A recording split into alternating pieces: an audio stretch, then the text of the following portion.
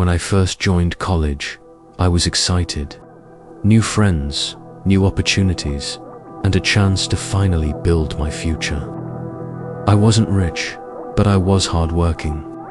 And my parents believed education would be my ticket to a better life. But my excitement didn't last long, because that's when I met Adnan. Adnan wasn't just any student.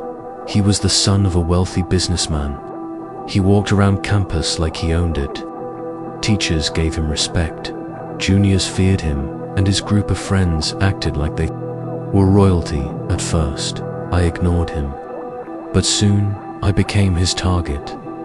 Adnan loved humiliating people he saw as beneath him. Since I wasn't rich and kept to myself, I became his favorite victim.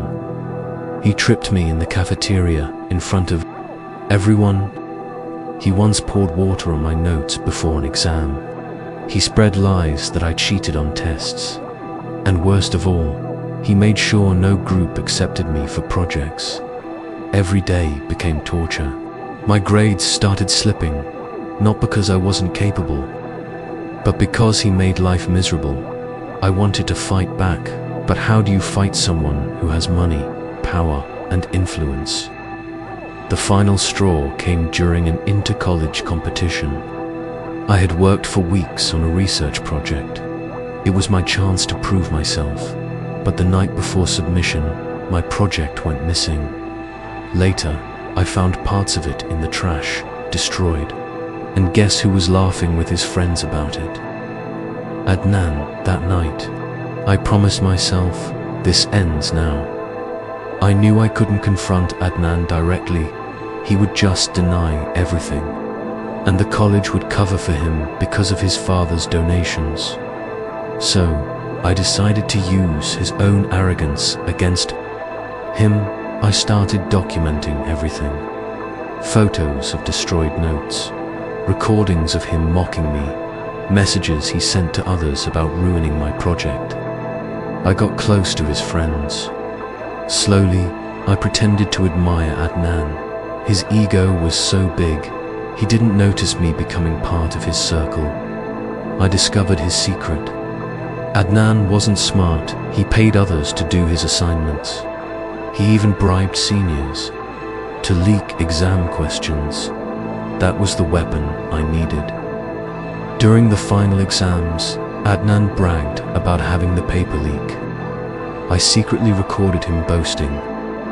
Later, when he submitted his assignments, I had proof that the work wasn't his.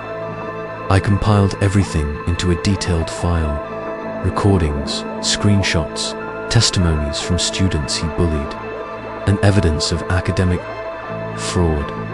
Then I waited for the perfect moment, the annual college awards ceremony, where Adnan was about to be honored as the best student.